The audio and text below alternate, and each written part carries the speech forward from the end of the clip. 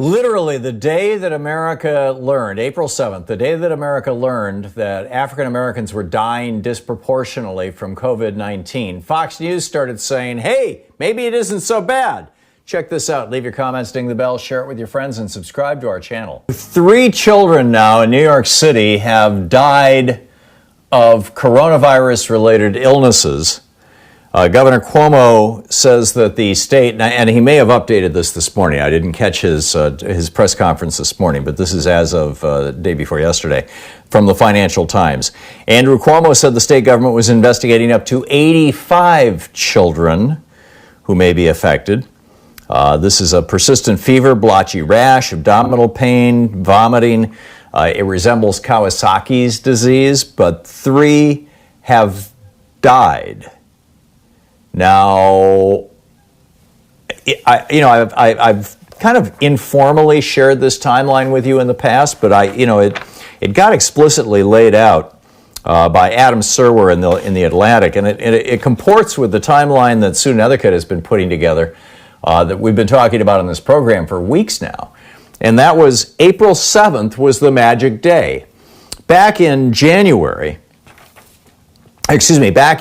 March, as through the course of the month of March, as it became apparent that we were going from 2 cases to 4 cases to 8 cases to 16 to 50 to 100 to 500 to 1,000, the Trump administration freaked out, right? I mean, they were pulling trucks up to the hospitals in New York, and Governor Cuomo was freaking out. We don't have enough ventilators, and people were dying left and right, and all this sort of stuff. And Thom Hanks got it, and a friend of Donald Trump's. I mean, by March 16th, Trump himself and the Republicans were starting to freak out, and he declared a national state of emergency on March 16th. And said, okay, everybody, hang out, shelter in place, and the economy kind of shut down at that point. But a little more than 3 weeks later, and everybody was on board with this, right? There were no open the economy protests or anything like that. A little more than 3 weeks later, though, what happens is that the news media on April 7th reported, and it was on the front page of both the New York Times and the Washington Post. It was on all the news shows. It was all over MSNBC and CNN and Fox News, that black people were dying disproportionate to white people from COVID-19. That the majority of deaths were either really old people, and I mean really old people, like in their 80s and 90s. Well, is that really? Yeah, 90s, 100s, I don't know. Old and infirm people were dying. Black people were dying. And poor people were dying.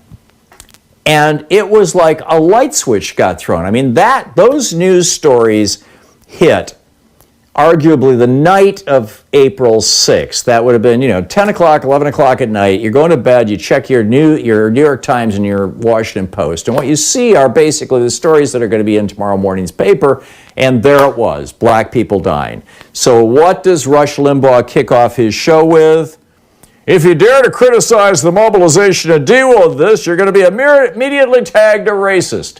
So immediately we're like, oh, we're going to racialize this, and we're going to criticize it. Tucker Carlson, that night, April 7th on Fox News, it hasn't been the disaster that we feared. Really? Britt Hume, the news guy, right? Jack Anderson's protege. Here's Britt Hume, the official news guy on Tucker Carlson's show to convey the news. And Britt Hume says, the disease turned out to not be quite as dangerous as we thought. Now keep in mind, 13,000 Americans were dead at that point. But an absolute minority of them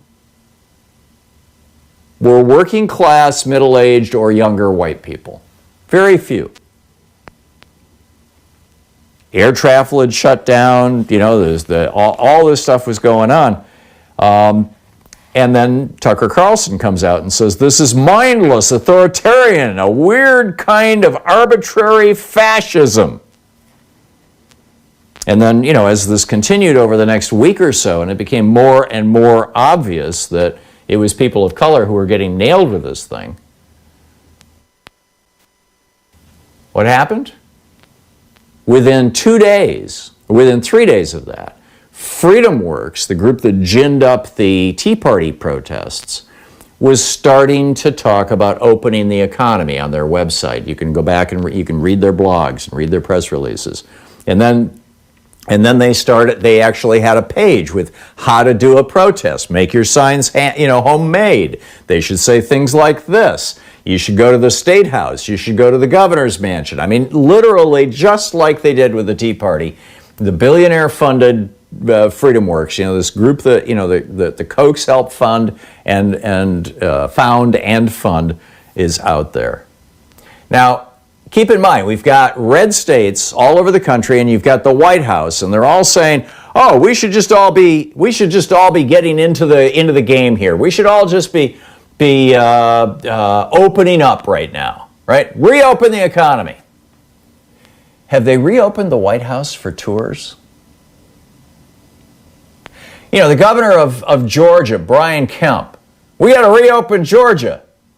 Have they reopened the governor's offices? Have they reopened the state capitol for tours?